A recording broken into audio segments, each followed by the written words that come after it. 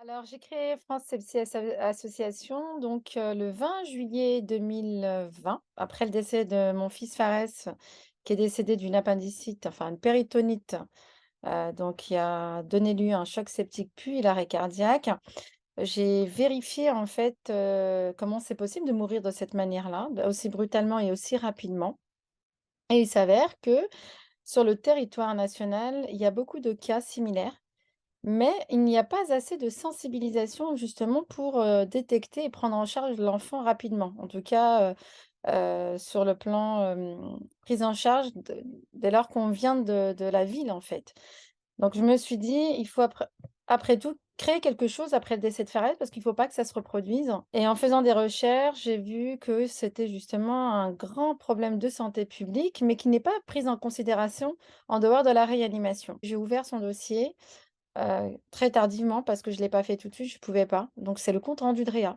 Voilà, compte rendu de réa qui m'a alertée, je vois le terme sepsis, je lui dis: «Mais qu'est-ce que c'est que le sepsis? Mais c'est quoi ce mot? Je ne connais pas, je l'ai jamais entendu» et puis là, voilà, ça chez moi, ça a créé quelque chose. Il faut faire quelque chose, il faut absolument sensibiliser pour sauver des vies. Ça a été vraiment mon premier réflexe. Voilà, mon premier réflexe de me dire: «Mon fils est mort, mais sa mort doit servir à quelque chose» et cette mort-là. Alors, 2 familles de patients, de paramédicaux, mais aussi de médecins et de chercheurs. Il y a aussi des familles de patients qui ont perdu des proches, malheureusement, et quelques familles de patients qui ont eu des séquelles assez lourdes, neurologiques, physiques, parce que le sepsis, voilà, c'est pas on a le sepsis et c'est terminé. Si on a le sepsis avec des conséquences derrière.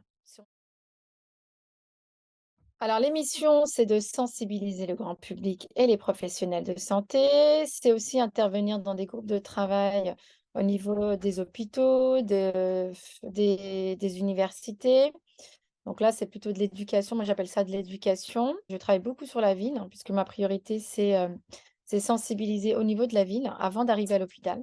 Voilà, c'est pour moi le travail, il est centralisé pour le moment là-dessus, c'est-à-dire en ville, avant d'arriver à l'hôpital, comment repérer ce patient et comment l'orienter le plus rapidement possible, puisqu'on a un timing à respecter, en fait. Voilà. Pour moi, c'est aussi sensibiliser tous les acteurs publics de la ville, notamment les crèches, les écoles, les élèves, les professionnels dans les écoles, parce que pour moi, tout ce, tout ce public a besoin de reconnaître les symptômes, puisqu'ils peuvent également sauver des vies. Enfin, ça n'a pas encore été établi. J'espère que le gouvernement pourra donner cette opportunité, cet élan aux autres institutions telles que l'éducation nationale. La sensibilisation et l'éducation doivent se faire à tous les niveaux. Tout le monde doit être conscient de l'ampleur de cette priorité urgence de santé publique. Comme une crise cardiaque, puisqu'on sait tous que c'est une urgence vitale et que c'est une histoire de secondes, eh ben, c'est exactement ça pour le sepsis. Il faut que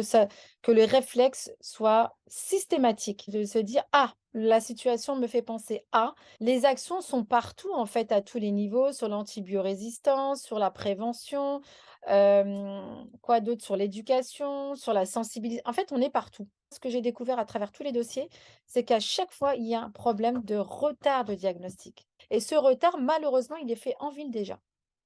Donc quand on arrive à l'hôpital, on est dans un stade avancé. C'est pour ça que je pense qu'il y a un travail à faire avec tous les partenaires, les institutions, le ministère de la santé, et cetera. Avoir une meilleure qualité de la prise en charge, c'est en réunissant tous ces acteurs-là autour du patient.